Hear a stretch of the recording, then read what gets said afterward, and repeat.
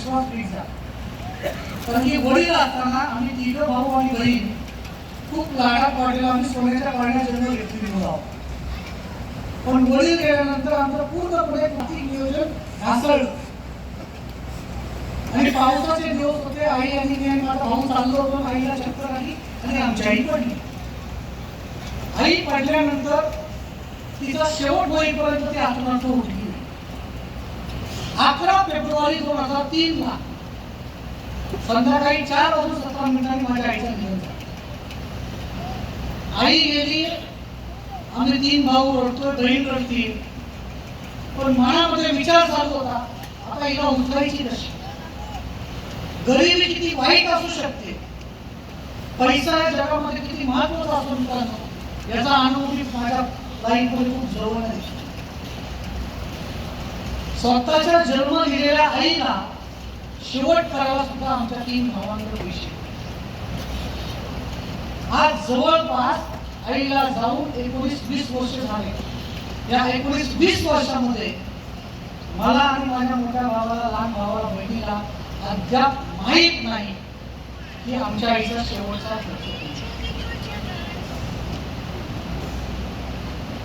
मी या बिझनेस मध्ये का आलो, त्याच्या मागचं एकच कारण की मला पैसे आवडतात,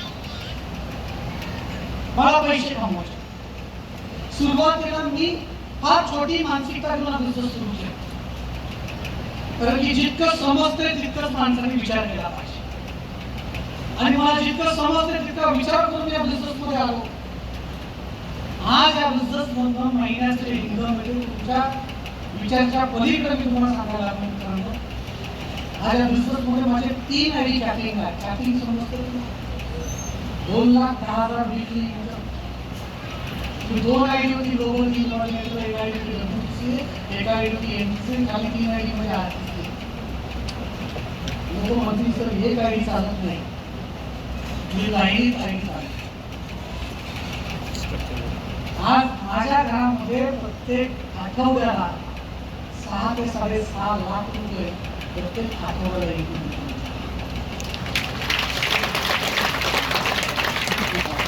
जेव्हा बिझनेस सुरू केला तेव्हा महिन्याचे 10,000 रुपये मिळाले बिझनेस केला पाहिजे, त्या भावनेतून सुरू केलं पाहिजे.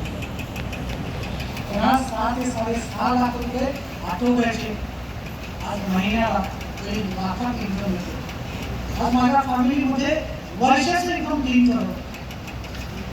एका वर्षाला माझ्या कुटुंबात बिझनेस मधून 3 करोडपेक्षा अधिक इन्कम. आता माझं शिक्षण किती आहे? 9वी पास. मी वार्षिक इन्कम घेतो किती? 3 करोड. आता माझं शिक्षण 9वी पास आहे. जर मी या बिझनेस मध्ये आलो असतो आणि जर मला जर पुढे नोकरी मिळवायची असती तर तुम्हाला काय वाटतं मला काय नोकरी मिळाली? मी जर महाराष्ट्र गव्हर्नमेंटकडे गेलो आणि त्यांना सांगितलं की हे माझं नोकरी शिकलेलं सर्टिफिकेट मला नोकरी द्या, तिथे बसलेल्या माणसाला वाटते की मला नोकरी दिली पाहिजे. पण जसं माझं सर्टिफिकेट त्या सिस्टम मध्ये टाकतील त्या सिस्टमला एरर येणार. सिस्टम त्याला ऍक्सेप्ट करेल का?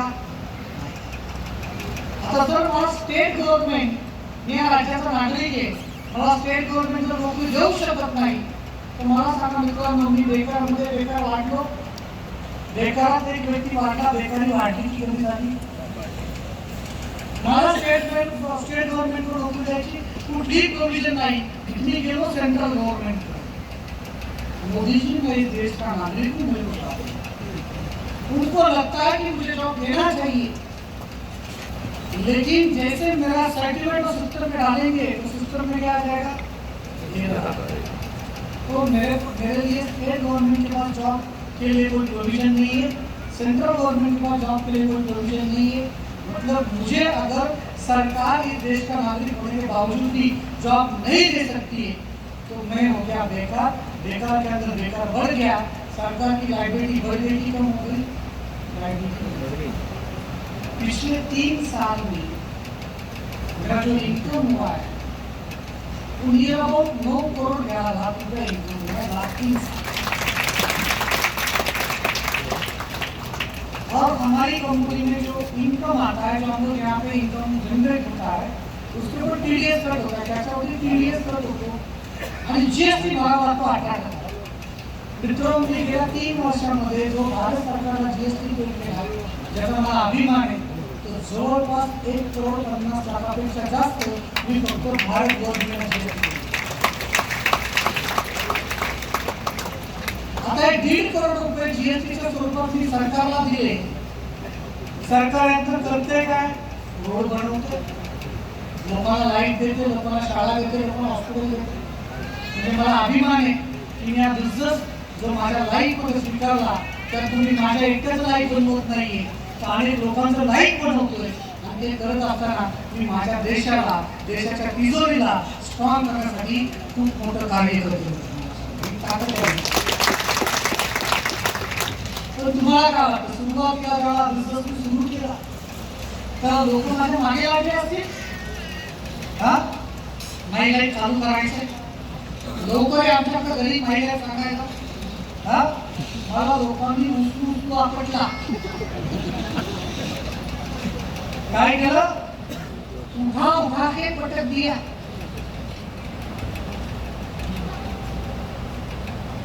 काही लोक मला म्हणायचे, तू चालू केलंस ना, कर, तू एकदा करोडपती झाला आम्ही तुझ्या मागे येतोच. आता काही लोक म्हणतात, अरे तू एवढा मोठा झालास, तू सुरुवातीला आम्हाला काय सांगितलं? माझा अनुभव या बिझनेस मला इतका चमत्कार मित्रांनो, इतका चमत्कार, म्हणजे या बिझनेस मध्ये आल्यानंतर तुम्हाला खरे लोक कळतात आपले कोण. आपल्याला वाटतं ना माझा खास आहे, ही माझी लई खास आहे. याचा प्लॅन दाखवून बघा, तुम्हाला कळून किती खास आहे.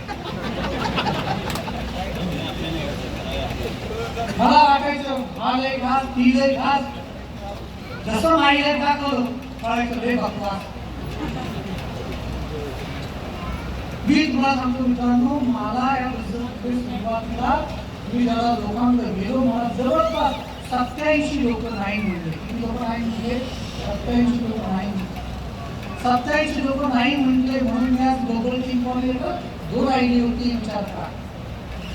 त्या 87 लोकांमध्ये अगदी एकदम लग्न पत्रिकेचे आपले खासदार असतात ना, हा, स्वागत प्रमुख उपस्थिती, भाऊबंद, हा, मामाचे पोरं, मावशीचे पोरं असतात की नाही, जवळचे मित्रमंडळ, हा, असतात ना, काय हे सगळे 87 मध्ये एकदम सगळे.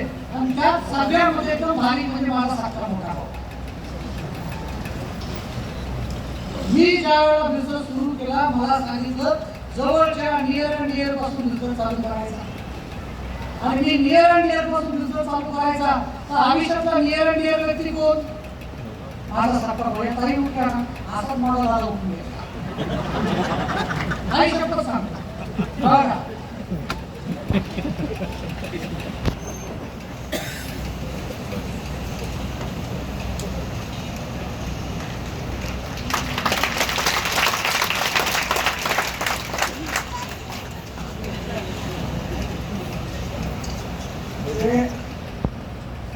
मराठी सवयी बघा, शाळेत असताना खालीवर कोण कुठे बघायचं, कोण कुठे बघायचं, इकडला उठला मागा वळला, आम्ही त्याच्यामध्ये घ्यायचं.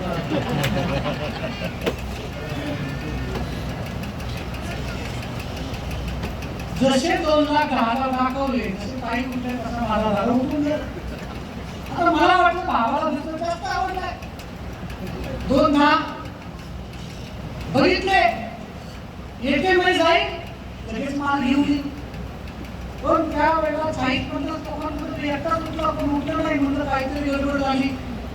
मी मागे गेलो, जशी ताई गेली तशी कदाचित त्या 2 बहिणी असू शकतात आमच्या भागात, असू शकतात. तसं होतं सेम. मोठा भाऊ उठला, नंतर छोटा उठून गेला. मी माझ्या भावाच्या मागे गेलो, म्हणलं दादा काय झालं कसं काय उठला तू? अरे तुला जास्त बिझनेस समजला का?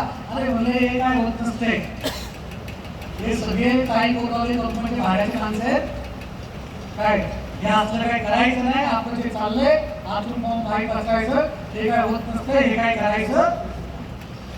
गंमत काय आहे तुम्हाला सांगतो, माझ्या मोठ्या भावानी पहिल्याच दिवशी माझ्या लहान भावाला सांगितलं. तुम्हाला वाटत असं माझी सगळ्यात मोठी चूक का माहिती आहे की पहिला रिझल्ट मी माझ्या भावाला लागला आणि तोच मला रस्ता डेंजर चालला. त्यांनी माझ्या लहान भावाला सांगितलं मी करतोय काय. मग आता घरात आम्ही तिघं बॅचलर, तिघांची लग्न झाली होती, तिघं बॅचलर. जसं आज तुम्ही या कार्यक्रमाला खूप लांबून आला, कोणाला तरी ऐकलं, प्रोत्साहित झाला, आयुष्यात काहीतरी करायचं निर्णय घेऊन घरी आला. असं मी इतर लोकांना ऐकायचो, 4 व्हायचो, नाही आपल्याला महिला मध्ये उपाय करायचंय. आणि जसं मी घरी जायचो तसं माझा लहान भाऊ मला बघून मोठ्या भावाला म्हणायचा, दादा करोडपती आहेत.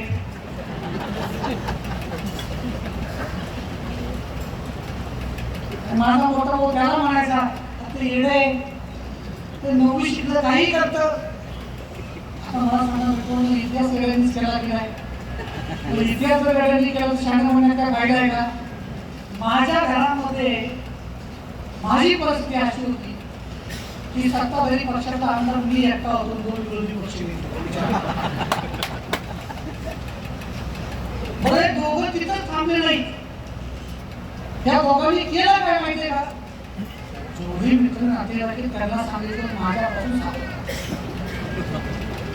म्हणलं चला भाऊ आला नाही, लहान भाऊ आला नाही, तर आपण आपल्या आत्याच्या मुलाला दुसरं सांगू.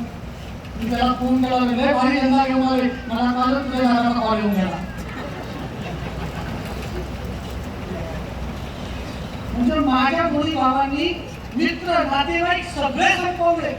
पुढे लग्न कार्य असेल, पूजा पुढे असेल सत्यनारायणची, तर मला घरात जाऊन जाऊन सांगायचे, तुझा तो धंदा तिकडे सांगायचा नाही मला. जर मी एखाद्या नातेवाईकाची गप्पा मारायला गेलो, 10 मिनिटापेक्षा जास्त जर मी चर्चा केली, तर मला लहान भाऊ मोठा सांगा प्लॅन चालू आहे. काय चालू आहे म्हणजे सुरुवातीला तुम्हाला सांगतो मित्रांनो, जवळचे लोक मित्र मंडळी कोणी माझ्यावरती विश्वास ठेवला. कदाचित माझं वय, माझं शिक्षण ते लोकांनी त्याला पाहिलं असेल. मी नेहमी सांगतो, बिझनेस कोण दाखवतो याला महत्व नाहीये, बिझनेस कोणता दाखवतो याला महत्व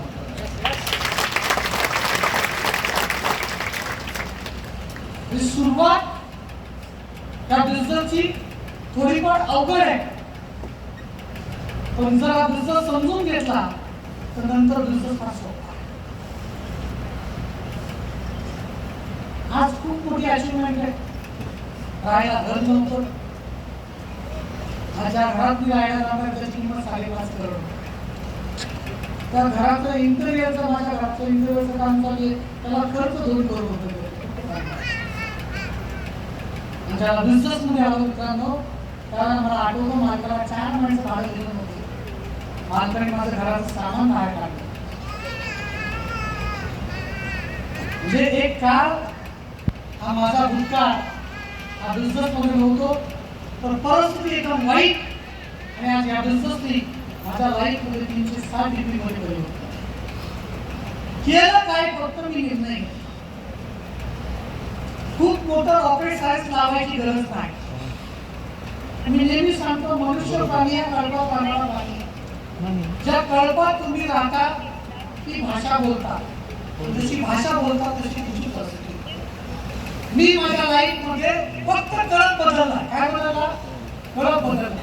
कळप बदलल्यामुळे झालं काय, माझी भाषा बदलली, आणि भाषा बदलल्यामुळे माझी.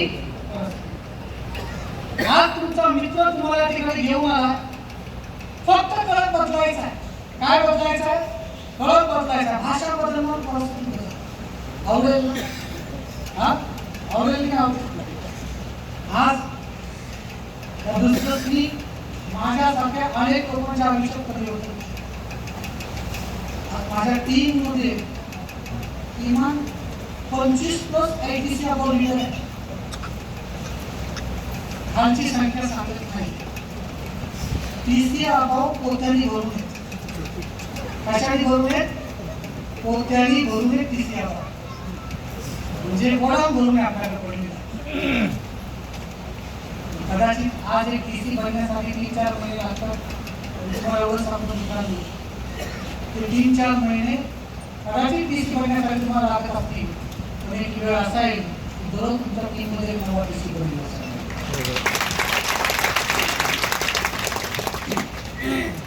मस्त लाईफ आहे, मला पण एक बाईक आहे, 2 मुलं आहेत,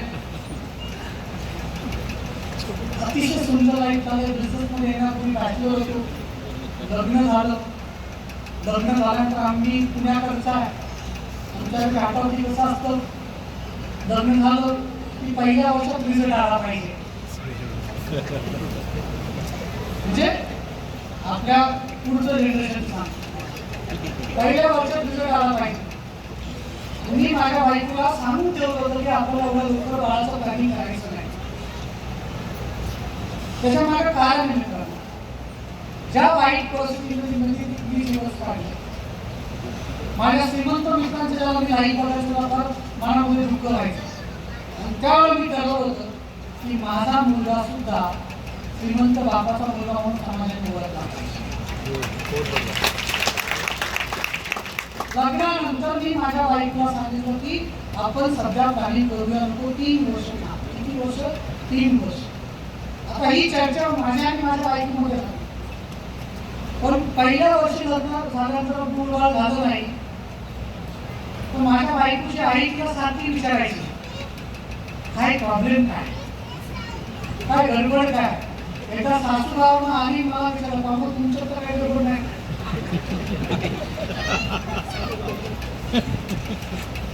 पण 3 वर्षानंतर जेव्हा माझं इन्कम महिन्याचं जवळपास 8 ते 10 लाख रुपये व्हायला लागलं, त्याला मी माझ्या बायकोला सांगतो की आता आपण प्रॉपर परिस्थितीमध्ये आहोत, आता आपल्याला बाळाचं प्लॅनिंग. कारण की फक्त बाप बनणं याला महत्व नाही, बापात योग्यता असते याला फार महत्व असतं. याचं उदाहरण तुम्हाला सांगतो. तुमच्या सगळ्या लोकांना ऐश्वर्या माहिती, अभिषेक बच्चन माहिती. आता ऐश्वर्याने लग्न कोणाशी केलं? अभिषेक बच्चन बरोबर केलं. कोणाला बघून केलं? कोणाला बघून केलं? अमिताभ बच्चनला बघून केलं, बरोबर की नाही? आता मला एक सांगा, अभिषेक बच्चन जर अमिताभ बच्चनचा मुलगा नसता तर ऐश्वर्याने लग्न केलं असतं का? केलं असतं का? नसतं केलं. म्हणजे हे फक्त आहे की बाप अमिताभ बच्चन होता म्हणून अभिषेक बच्चन बरोबर ऐश्वर्याने लग्न केलं. आता त्या अभिषेकच्या ठिकाणी थोड्या वेळेसाठी तुम्ही असा विचार केला, मी असतो शंकेश अमिताभ बच्चनचं काय झाला? काय झालं? ऐश्वर्या आपली असते ना, बरोबर की नाही? कोणाला म्हणून लग्न केलं तिने? मुलाला की पप्पाला? पप्पाला म्हणून लग्न केलंय, बरोबर की नाही? तर मी कोणाचा पोरगा, अमिताभचा पोरगा आहे, ती कोणाची झाली असती? आपली झाली असती. तर काही लोक म्हणतील तुझी उंची बघ, आपल्याला उंची काय करायची, आपण तिच्या कल्पना झाला.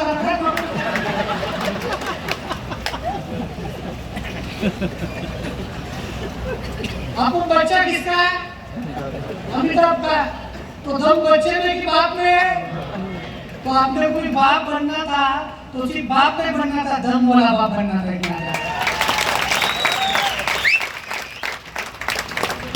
माझा मोठा मुलगा गेला मित्रांनो, 5व्या दिवशी घरी आला, त्याला बापाच्या 52 लाखाच्या BMW